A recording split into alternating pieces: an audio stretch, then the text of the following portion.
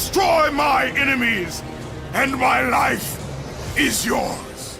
Hey out there survivors, and welcome to Let's Survive Paddy Plays. Today on the channel I'm going to be doing a ranking, or my ranking, of the God of War games. I want to kind of state that this is because recently we did two events called Weekend of the Gods Part 1 and Part 2, and on those streams basically we played through, on the first weekend we played through God of War 1, 2 and 3, and on the second weekend we played through Ascension, Ghost of Sparta and Chains of Olympus. And we will be, you can actually click the playlist here and that will take you to where you can watch basically all those videos. The playlist is actually done in chronological order, even though they weren't streamed in chronological order, so you can watch them. You can watch that to see our experience with each of the games.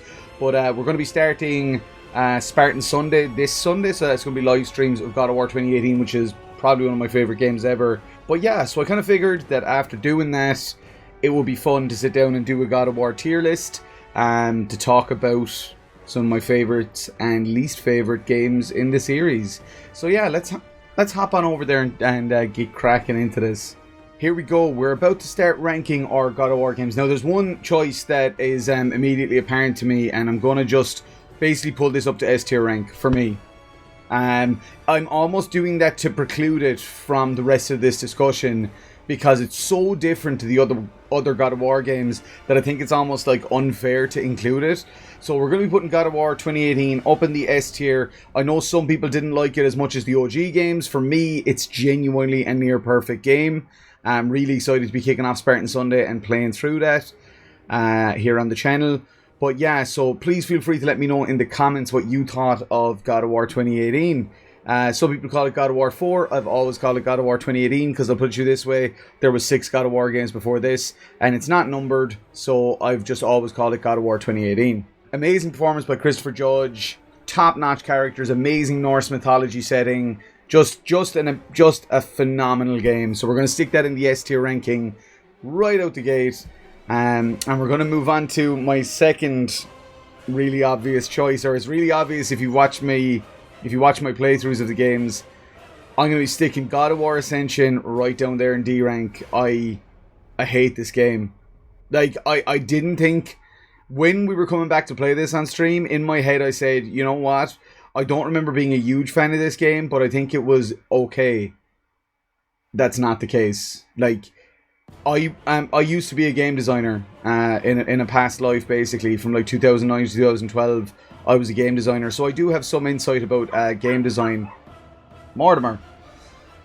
So I do have some insight about game design, and to me, this game just, it lacks any real magic. Both, like, the narrative is all over the place. It's clearly somebody who thinks that telling a non-linear story makes it an elevated story, and that's just not the case. The non-linear and disjointed kind of way the narrative is told just doesn't suit the game at all. The story about the Furies doesn't tie in any meaningful way to any of the subsequent games. This is a prequel. It's the first game that takes place in the whole series, but it doesn't set anything up.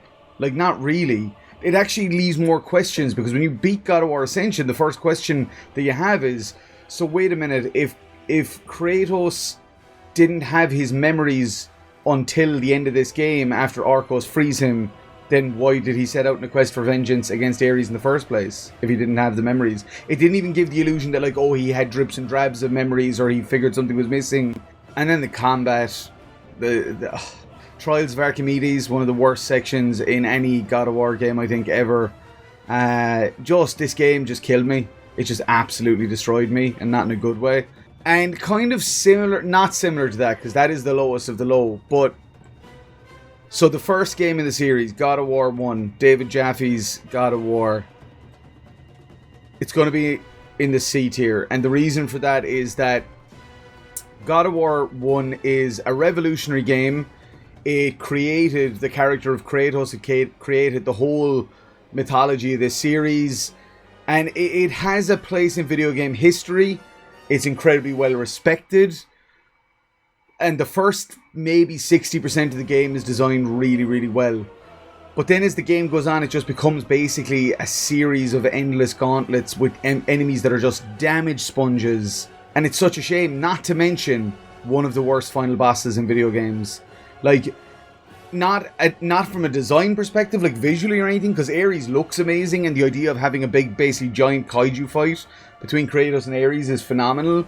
But he's just... I remember I was at GDC in 2010 in Germany, and they used the final boss fight in this game as an example of a bad boss fight in gaming. So that's not just my opinion. You know what I mean? Yes, I feel that whenever I play it, but beyond that, like, this game gets a lot wrong. It gets a lot right. It set the franchise up. It's worthy of some love, like it really is. But it doesn't stand the test of time. It doesn't hold up as well as other games in the series, in my opinion. So next of all, we're gonna go for one of the prequel game. No, actually, you know what? We're gonna go for God of War 2. So PS2 era, same as God of War 1, but like in God of War 2, all of the issues of God of War 1, in my opinion, are more or less rectified. There's one section in the middle of the game where I think it's basically there's these platforms with fire and you have to try and avoid enemies. That feels really out of place in this game.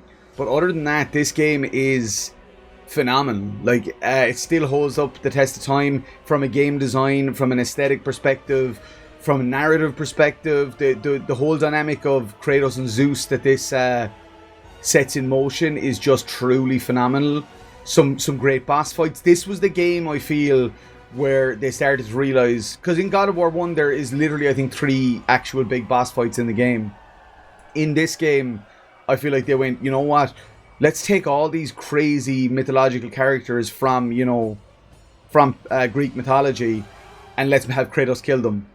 And it's setting forth the events that would kind of take place across the rest of the series.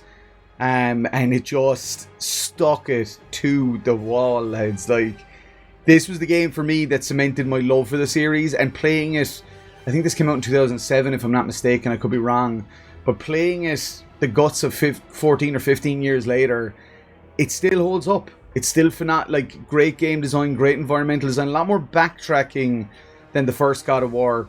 Kind of. The first God of War actually did a lot of backtracking, but didn't make you feel like you were doing backtracking. Whereas this one, it's more noticeable, but it's still really good. So that's going to sit there in my B tier, and I love this game. It's on PlayStation Plus via PlayStation. It's on PlayStation Plus via the premium service, I believe, or basically a PlayStation Now, effectively. And it's well worth playing. It still is, and there's, you can get trophies in it now and stuff. So I strongly recommend God of War 2. I would start there. I don't think you need the first game. What you need to know about the first game is that Kratos is betrayed by Ares, kills his family, and then kills the God of War. And that's it. Go play God of War 2. You've saved yourself a lot of frustration. Okay, or you can watch my Let's Plays. So now we're going to jump on to God of War 3. Because this is... Of the OG series, this is my highlight. This is the best game in the OG series. Actually, you know what? It's a different type of game to 2018, but it's just as good. It's just as good in different ways to 2018. Like, visually, we played the PS4 remastered version on stream, and it looks incredible. Like, it's so good. Stig Asmussen, who would go on to make Jedi Fallen Order, just completely excelled with this game. Like, visually stunning, added some character depth to Kratos with the whole Pandora story, continued that story of Kratos, gunning for Zeus, that kind of permeated throughout the series from God of War 2 on. And it's, in my opinion, this game is a masterpiece. Even all the puzzles in the Pandora boxes section, everything. This game is, it's near flawless. I really can't, I'm racking my brain, and even this was one of the only longer games in this tier list that I played through start to finish because I couldn't stop, because it's so good. And the pacing is so good that it never once made me question, oh god, how long have I been playing, how long is left, etc. I was like, no, this is just gold. This is absolutely gold. Some incredible boss fights. The Hercules boss fight is so good. Poseidon, Hermes, Helios, like that. Oh my god. And then that's not even including Titans, man. Like, the game starts with you on the back of Gaia, a giant Titan scaling Mount Olympus. That's the opening. and it only goes up from there. Like, it's insane. So yeah, God of War 3 / God of War 3 Remastered on the PS4. Yeah, even though like I could say that it's not as good a game as God of War 2018, kind of objectively or whatever, for the type of game that it is, it's the best in its field. It's the best in its field. Now, I used to feel that way about Ghost of Sparta, right? Ghost of Sparta was my next favourite after God of War 3. But having replayed it as part of our Weekend of the Gods series, there's one section in particular on a boat in Ghost of Sparta that just brings it down a little bit. So it's going to sit in rank B. And that's not to say it's bad, by the way. Like, it's a solid game. Like, it has a great narrative. It's got one of my favourite narratives because it's about Kratos' brother Deimos, who Ares believed was going to destroy him, so he had him taken away by Thanatos, the god of death. It adds to the mythology, something Ascension never did.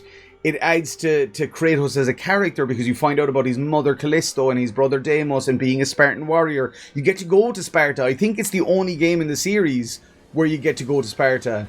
I would also say that one of my major issues with this one is that the diversity of the weapons and magic is maybe the weakest of these games, not including Ascension, which to me, it's like they literally just are like, oh, you've got 4 different Blades of Chaos, basically. No, go away. The weapons and magic are a little bit limited. I mean, the Spartan Shield and Spear is a really cool addition, and there are some cool spells in there, don't get me wrong, but I just feel like it's a little bit limited in terms of its weapons and its gameplay functionality, I guess. But overall, phenomenal final boss fight. Really cool story. Mortimer. Ghost of Sparta is great. I'm trying to think of how you could play it nowadays. Really, you could get it for the PS3 as part of the God of War Origins collection, or it's called God of War Collection Part 2 here in Europe. You could play it on emulator, which is what I did, but I would suggest buying a copy of the game to save yourself any legal woes. Like, buy a copy of the game and then emulate it. It runs pretty well. If you had a beefier system than I do, it would run phenomenally on SSPP. But it does run pretty well. And yeah, it's a great entry. It's a really solid entry. Now, we're down to the last game on this list, which is Chains of Olympus. When I was starting these live streams, I said, right, continuously, God of War 3 is my favourite. And I said, Ascension and Chains of Olympus, I reckon, will be my least favourites. Because I didn't have hugely fond memories of Chains of Olympus. I don't know why, but in my head I was always like, oh, it felt like a bit of a slog, or, you know, I don't know. I can't explain to you. I did like the whole Persian setting of it, but there was something about it that just threw me off.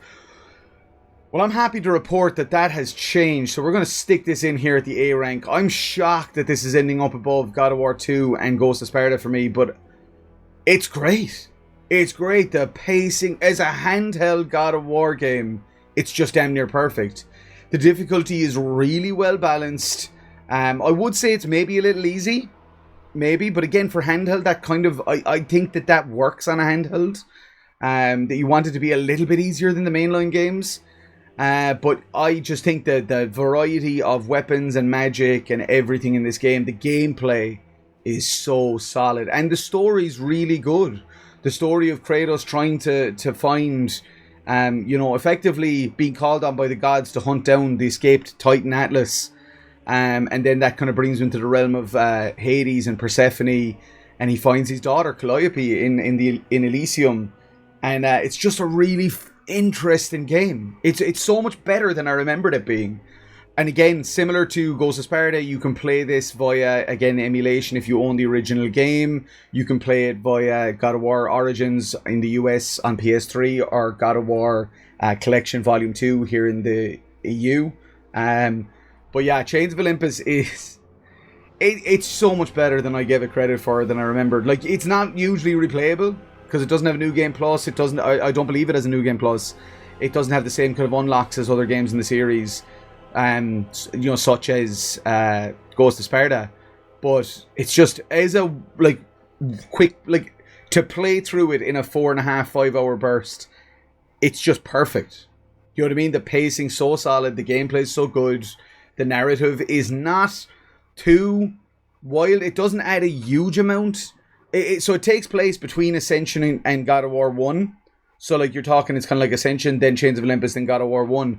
It doesn't add a huge amount, but it adds a lot more than Ascension, because it talks about, Calliope, Kratos' daughter.